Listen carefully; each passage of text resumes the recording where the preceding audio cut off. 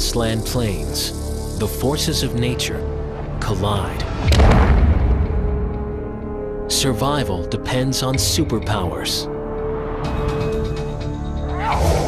Cats go into hyperdrive. Grazers become battering hulks. Squirrels take on snakes like street fighters. New tools are giving us the inside story on the amazing things animals can do, revealing the brilliance within the brawn, even in the very heat of the moment, when life and death is decided in the blink of an eye.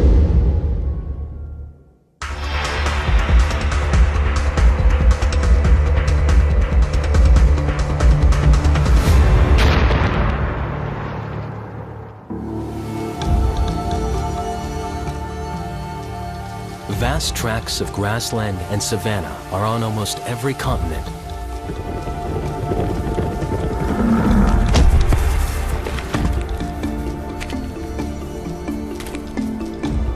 Ranging across this open, horizontal world are the planet's largest concentrations of herd animals.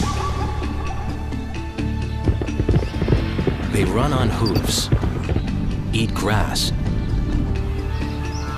and move in enormous groups.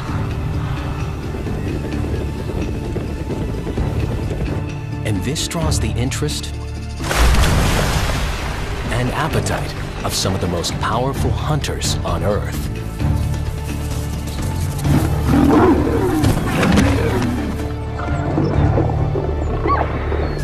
Herds and hunters.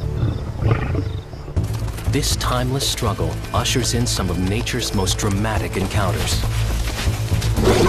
Wildebeest versus lion.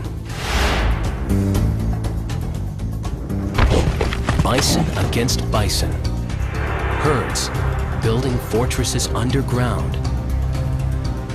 Hunters descending from the sky. And the ultimate moment between the savanna's fastest competitors. These are moments of wonder. Just seeing them is a miracle. Capturing them on film, often impossible. Too fast to keep up with cheetah. Too sudden to track raptors. Lions lost in the savanna's omnipresent grass. But if we could capture this stop-time drama, the secrets of one of nature's consummate encounters can emerge. Chief among the life and death moments on the African Serengeti are the ones that unfold between the great herds of migrating wildebeest, more than 1 million strong, and the prides of lions that live along the way.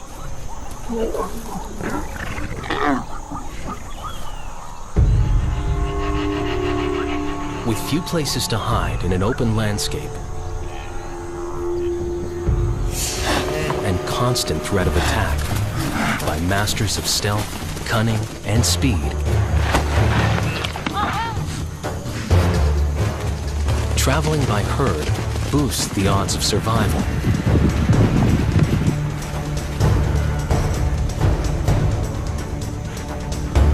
It's a cruel calculation. A herd presents a larger, more obvious target. But the risk on any individual wildebeest is reduced. Of course, it's inevitable that some will fall prey.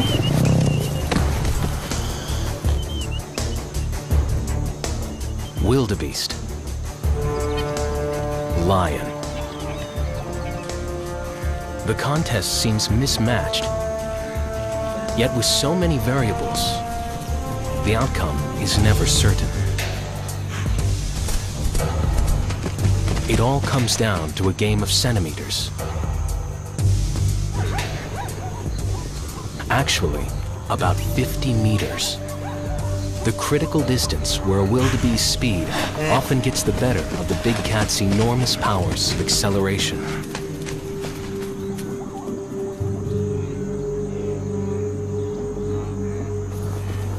Of these opponents, the wildebeest doesn't look like much of an adversary. But there's more to this unlikely champion than meets the eye. Body mass is concentrated high and forward, ideal for cantering hundreds of kilometers. And those spindly legs? Lower legs are lightweight. Upper legs, packed with muscle tucked close to the body, are capable of bursts of speed as fast as 60 kilometers per hour. Down in the hooves, a scent gland helps one wildebeest follow the next, despite dust or dark of night. This is a body built to be on the move, because every day is a race for life. Relying on eyesight many times more acute than a human's, a lion surveys the herd. But the wildebeest are on the lookout as well. So much so that only about 1 in 7 lion attacks succeed. At signs of danger, the herd will bolt. Or sometimes they'll bunch together, keeping calves hidden. Even confronting a solitary lion head on.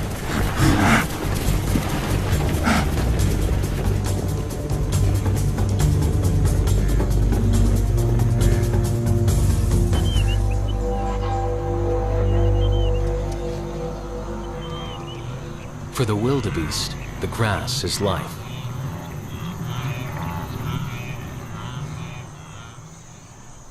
But it's also cover for the enemy.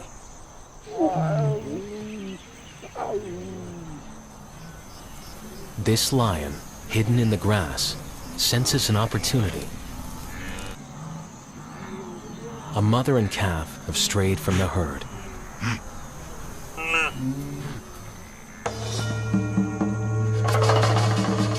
When she goes, a lion's acceleration can cover 15 meters in less than 2 seconds. But in this moment, something surprising occurs. The lioness turns away from the calf, the easier kill, and makes an attempt for the larger adult. Why she does has everything to do with where these rivals were just seconds before.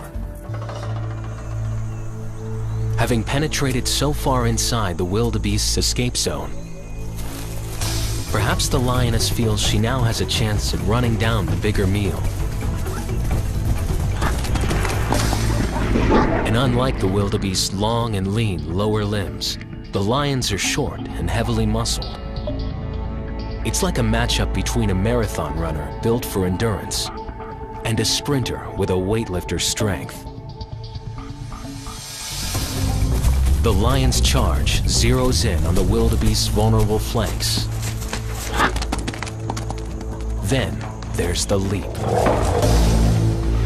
Cats can rotate their wrists, wrap their paws around prey, and unleash jackknife-like claws to hold on.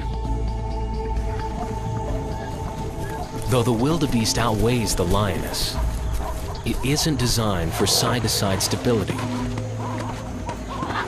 A lion's powerful shoulders and momentum can knock it over.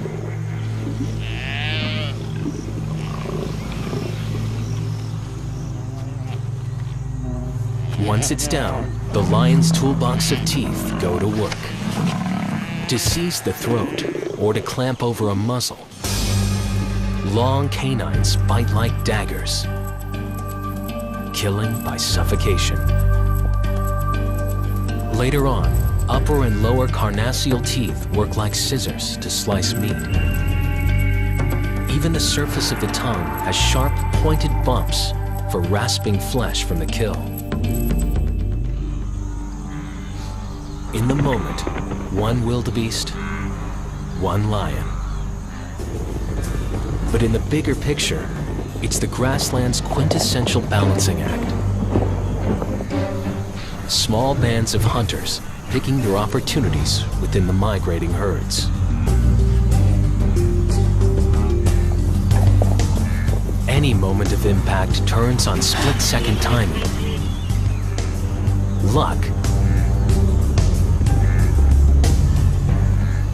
and millions of years of physiological adaptation.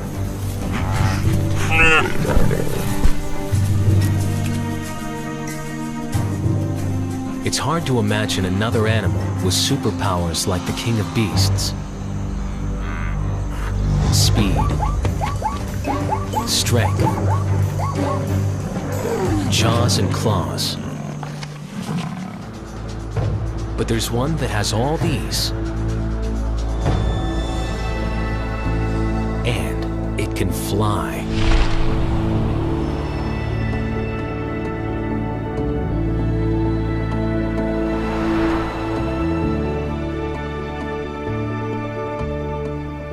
With a 2-meter wingspan, the golden eagle is one of the largest and perhaps most ferocious of all birds of prey.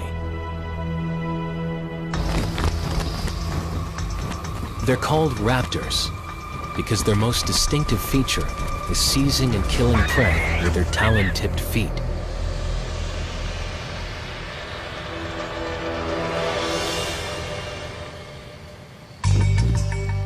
This aerial hunter patrols an area in excess of 24 square kilometers. And they can dive nearly 320 kilometers per hour.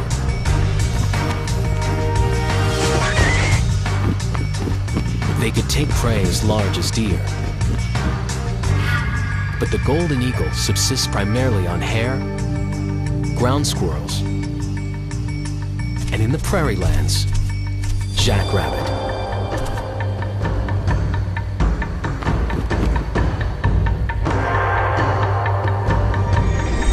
Outstretched claws rocket in, like bullets from above. Their quarry is stranded, racing about on the ground, desperate for an escape. Yet for all their weaponry, technique, and talent, eagles don't always win.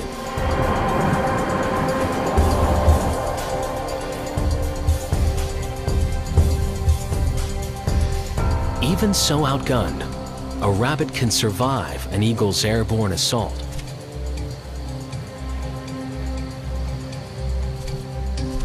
To understand this split-second reprieve, a case when the hunter is upended by the game,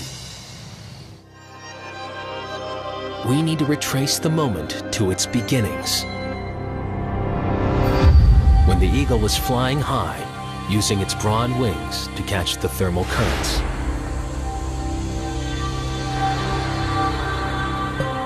An eagle's wing bones are actually hollow, keeping them light. Most of the bird's weight and power are in the flight muscles in the chest.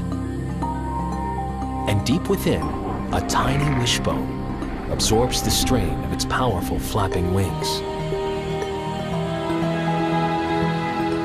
These wings are ideal for soaring. But compared to the high-speed wings of other raptors, like falcons, an eagle's broad wings have a harder time making extremely tight turns. Something jackrabbits do exceedingly well. But these birds can see a rabbit twitch from hundreds of meters away. They're famous for their eagle eyes, orbs larger than their brains, delivering an image 3 times sharper than a human's.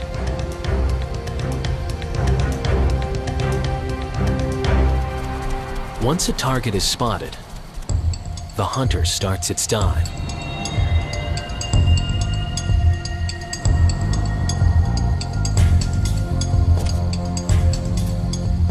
But a jackrabbit doesn't give up easy. Its powerful hind legs can propel it along at more than 64 kilometers per hour. Adaptations in its skull help it keep a level head, despite the frantic pace. The rabbit skull is built on a shock-absorbing joint to help stabilize vision during leaps and bounds at top speed.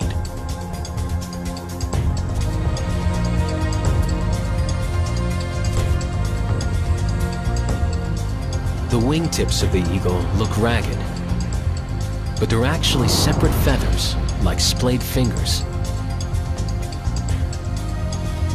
Individual winglets for better lift and to keep the bird from stalling as it's braking.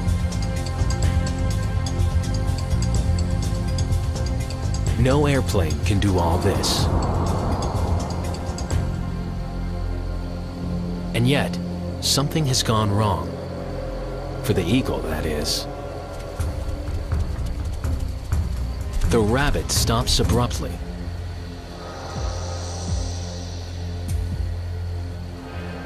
And the eagle overflies its mark.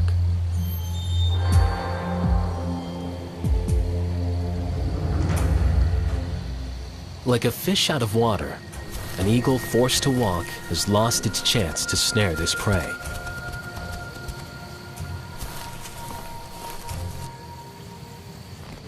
For all their amazing weaponry, hunters are only successful a percentage of the time.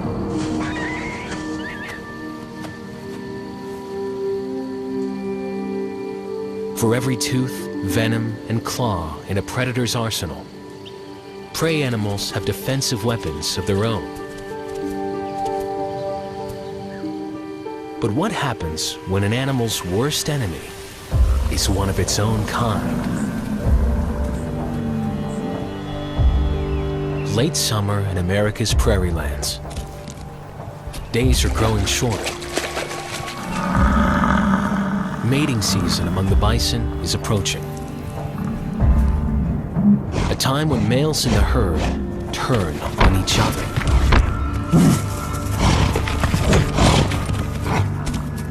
It's known as the rut.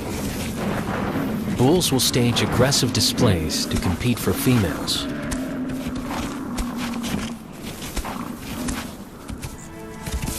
But then, it escalates. Dominant bulls will face a succession of challengers, each bent on supplanting his access to bison cows.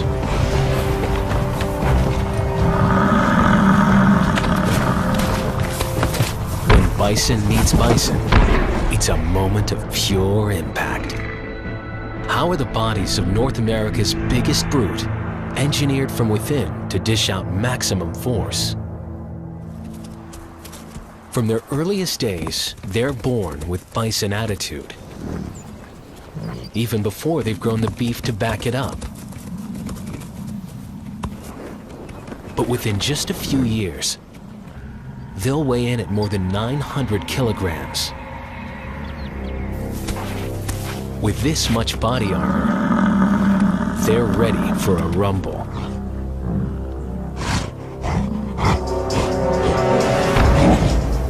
And when the moment of impact comes, everything hinges on the extraordinary construction inside.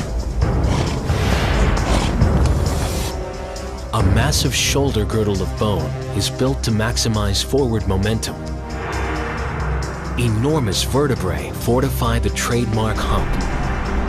A helmet of hair and hide, several centimeters thick, covers a rock-hard skull. This is some of the densest protective padding in nature. And topping it off, hard-wearing horns up to 1/3 of a meter long and deadly sharp. As the battle rages, androgen hormones are coursing through these bulls at double the levels, reducing their sensitivity to pain. One of the challengers is backing off and finally gives up.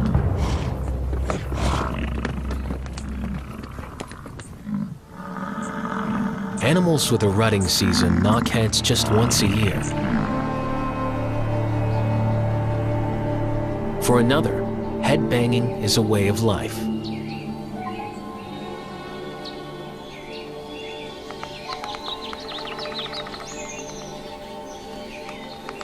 It's one of the most familiar sounds. A creature finding a way to amplify its presence way beyond its size. But how on earth does this bird's brain withstand the punishment? Up to 20 times each second, face first. And every time woodpecker meets wood, the force is 20 times a boxer's knockout punch.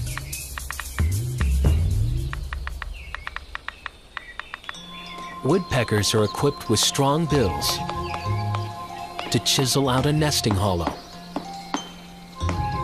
to probe for bugs, and to drum out a mating call.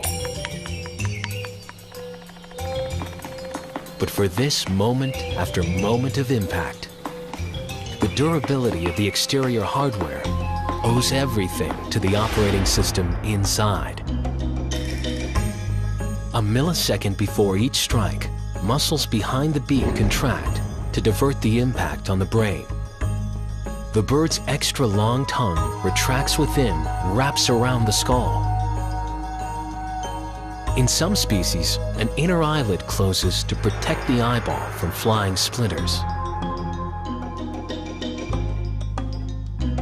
The biomechanics that allow these hard-hitting birds to safely drill and drum are remarkably complex. But the payoff, quite simple. Excavating a hole to build a nest keeps the offspring safe. Whether it's hatchlings in a nest or pups in a burrow, in the natural world, these places are often a target. Sometimes by very formidable predators. But at the moment of impact, even small prey, armed with secret powers, are willing to face off against a dangerous enemy.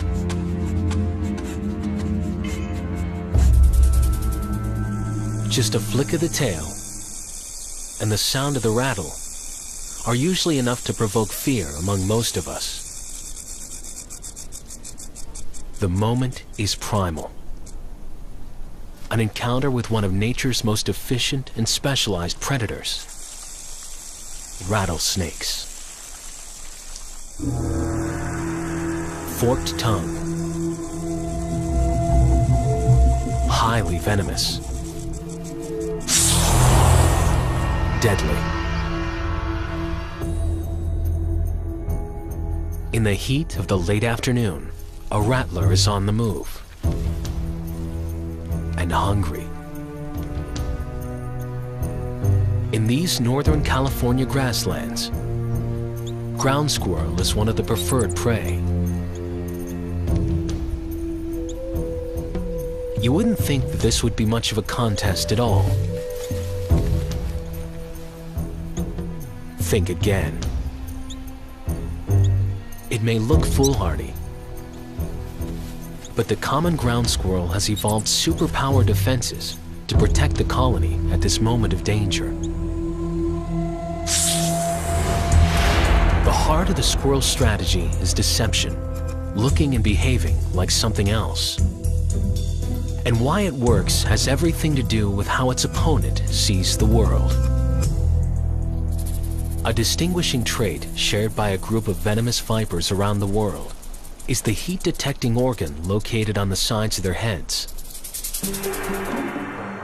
They're known as the loreal pits, external openings to a pair of extremely sensitive heat registers that help the snake judge the location and the size of warm-blooded prey. Working like a pair of rudimentary eyes, heat pits enable a snake to discern something warmer by only 0.003 of a degree from the surrounding temperature.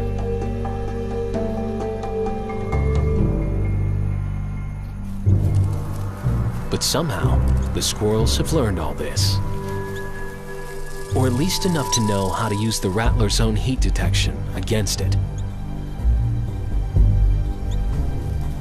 Faced with a rattlesnake, a squirrel begins frantically flicking its tail. This isn't panic.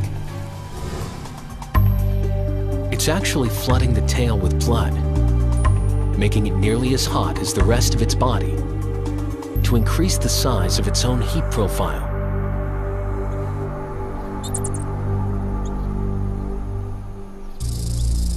The snake is thrown on the defensive. Other squirrels join in, chirping out alarm calls to warn the rest of the colony.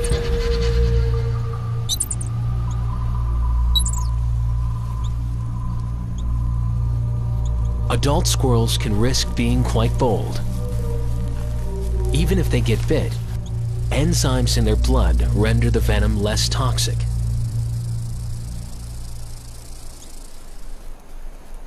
The real danger is to the squirrel pups, still vulnerable to the rattler's venom. And the rattlers seem to know this, as they search the colony for entrances to burrows. The rattler is like a heat-seeking missile headed straight for the den.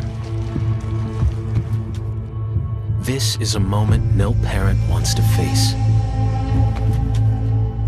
But it's the moment of truth. The mother squirrel goes into action to repel the invader.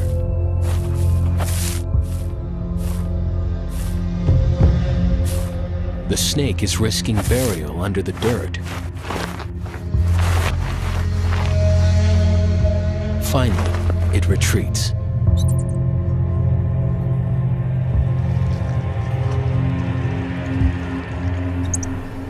In the long, drawn-out battle between predator and prey, offensive weapons often give rise to countermeasures. Rattlesnake and squirrel are in the midst of an evolutionary arms race, millions of years in the making. Yet every time these two come face to face, it comes down to survival.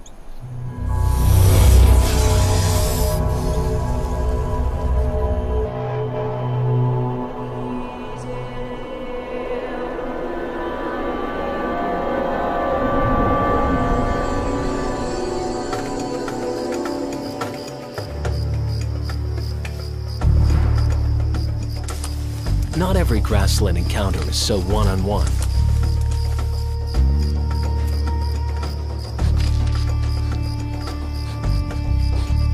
Every so often, a herd stands together against a threat.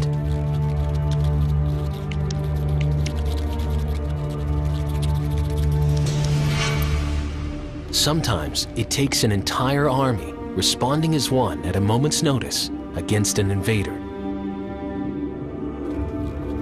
With termites, the idea of a herd goes to a new level, forming super colonies capable of super-sized fortresses. Like castles that can rise over 6 meters in height, the termite mound creates a safe zone in the midst of the open grasslands. A humid microclimate sheltered from the drying effects of the African sun. Key to the health of the nest is engineering that captures wind to circulate air through the mound.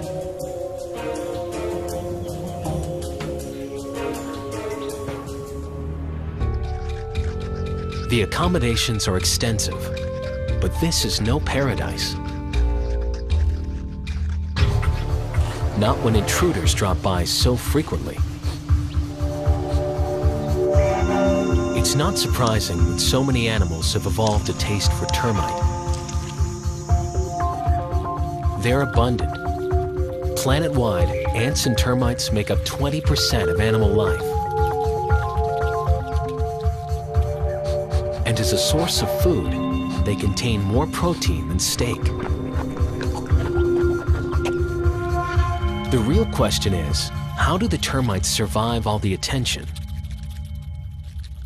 They have a secret weapon, and she has superpowers. Buried deep below the mound is the termite queen.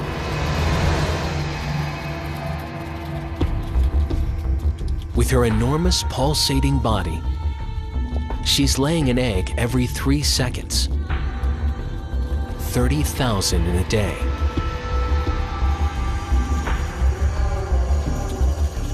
She's also secreting a pheromone that stimulates her blind workers to catch her eggs like midwives and carry them to the nursery.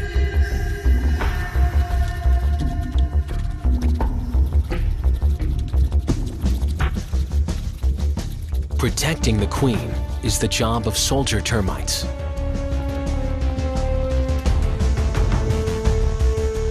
When a moment of invasion occurs, they are ready to defend the mound.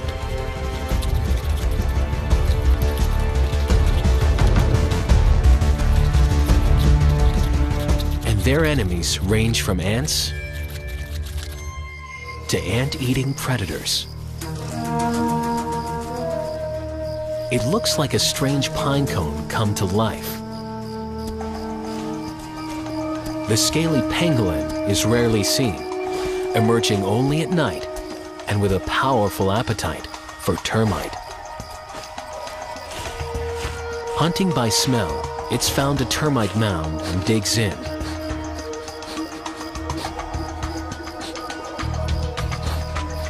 But it really makes headway with one of nature's more bizarre utensils. The pangolin can extend a tongue 40 centimeters in length, and as it probes, it's covered in a sticky termite-catching slime. Soldier termites fight back, using razor-sharp jaws to bite and tear at the intruder. The invasion may have accounted for losses in the thousands. But with the queen's prodigious egg-making, that'll be made up in less than a day. She ensures that this underground herd will endure, relatively safe, for decades.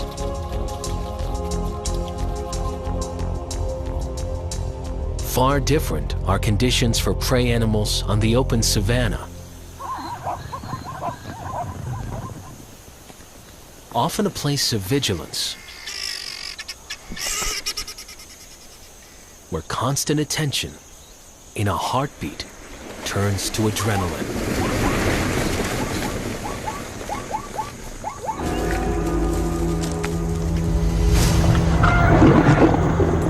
Here, 3 lions have stolen a baby giraffe. The mother is trying to beat them back.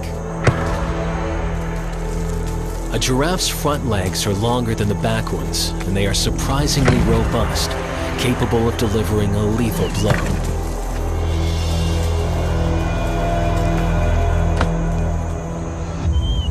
It is rare that lions will brave an attack on a full-grown giraffe. The lions have done most of the damage, but in the heat of the moment, she may have trampled her own calf.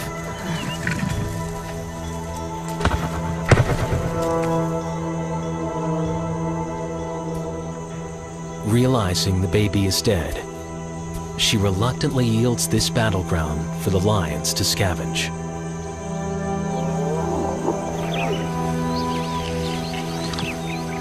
More than half of all giraffe calves fall prey, typically to lions or hyenas. As elsewhere on the savanna, birth and death are close companions, tipping one way or another in a moment's time.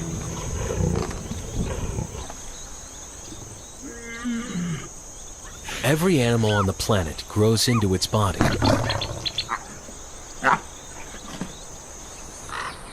Some faster than others. But no one comes into this world fully formed. It can take some time to learn how to use the equipment. And when we need it in the moment, we better be ready.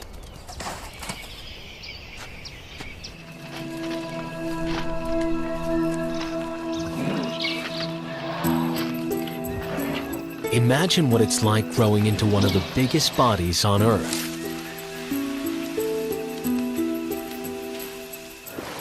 All young elephants must face a crucial early test. They actually have to learn to use their trunks, the remarkable organ on which their lives depend. An elephant's trunk is a hand, a nose, a telescoping probe. It's a forklift that's been used for hard labor. It's the only utensil they need for putting food in their mouths. And in the water, it's a cannon, a snorkel, a straw. A baby elephant nurses from its mother with its mouth. This calf is trying to drink water the same way. A young elephant can get pretty frustrated trying to get momentum into its dangling appendage.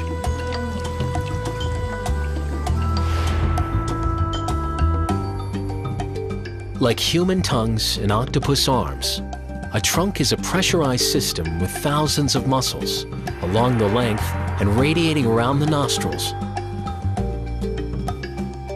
enabling such fine coordination that the tip can pick up a coin.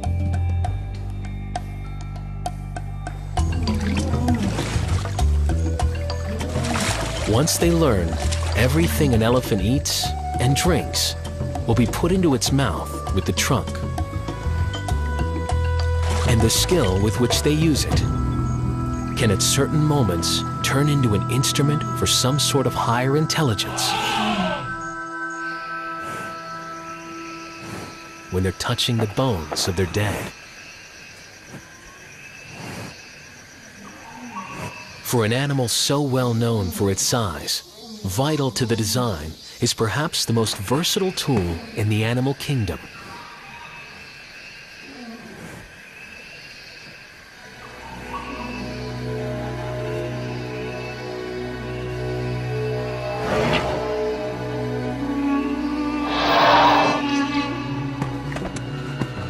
One by one, we've seen the quintessential encounters of the grasslands. Displays of stealth, power,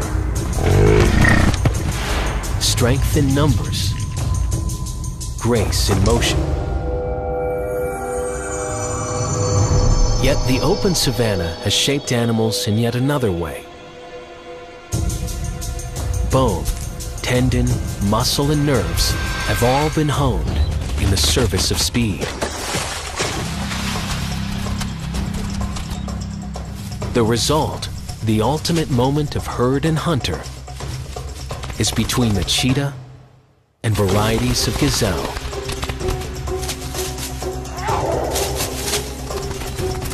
How these biomechanical missiles compete seems to push the very envelope of what an animal body can do.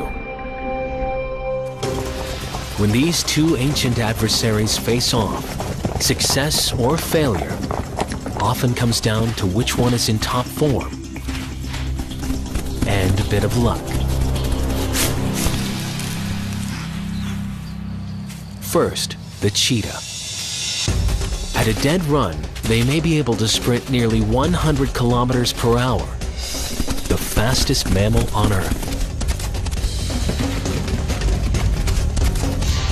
This is a cat with a greyhound chassis, light-boned and swayback, long legs for drive, long tail for balance, short aerodynamic head. Their acceleration is so quick, shifting to maximum speed in seconds, only high-speed photography can catch the details.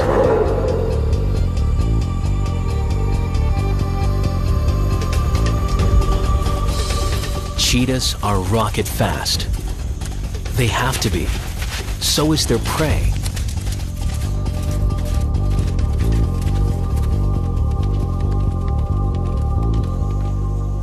Gazelle. The short grass plains in which these antelope range make their herds quite visible. Tommies and springbok are sociable and gregarious. Their herds open and fluid. They aren't quite as fast as the cheetah, but their advantages are quick turns and distance. They can maintain a run with stamina far outlasting the sprinting cat.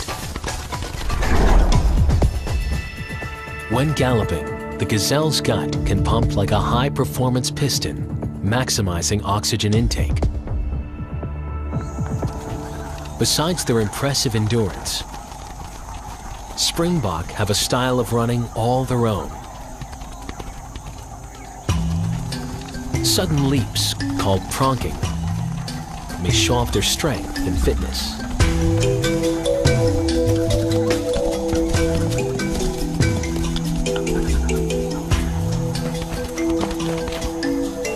But survival depends on vigilance. Knowing where the hunters are and getting away in time.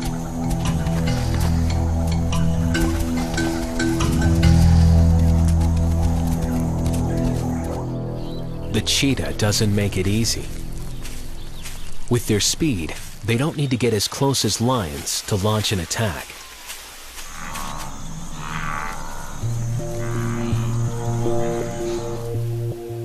Their spotted coat helps them hide in the grass. This is a highly visual hunter. Black shading under each eye cuts glare. Large forward-facing eyes provide color vision.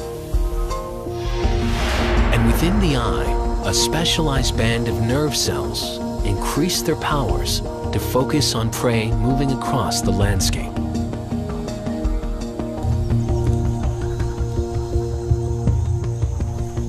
Unlike lions that often target old or sick individuals, cheetah go after healthy gazelles, usually ones that have moved away from the herd. The cheetah starts running. But how does it build up so much speed? The cheetah's hip and shoulder girdle can swivel on a flexible and elongated spine that coils and uncoils with every bound. In super slow motion, we can see that the cheetah goes airborne, covering more than 6 meters in a single stride.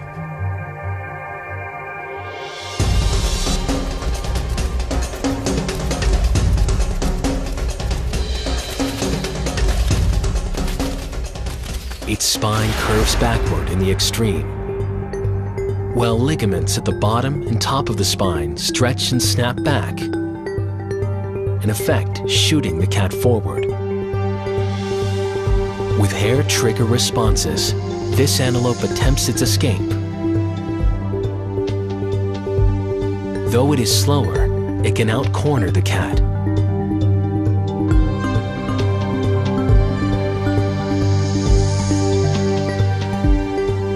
But the cheetah's long tail acts as a rudder, helping it handle the tight turns.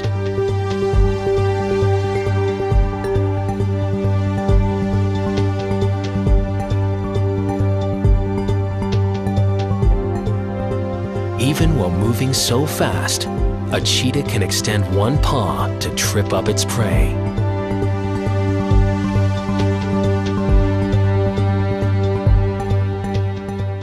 And when it knocks it down, it lunges for the throat with its short jaw and small blunt canines, grasping the windpipe and dispatching it by suffocation.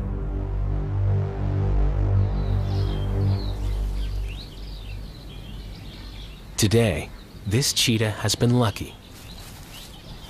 And though this one gazelle has met its match, the rest of the herd, by force of numbers, lives on.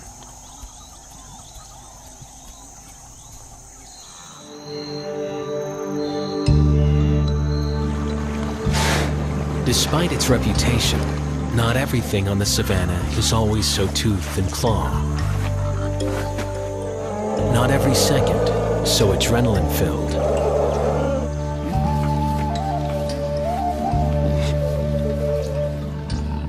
Most of the day passes unexceptionally. But every now and then, there's a moment. Often the split second between life and death. When creatures are tested to their core, survival is never secure. As conditions change, nature finds new ways to adapt the equipment. Now, we're beginning to keep up with it, going inside the moment with these creatures to finally see the genius within.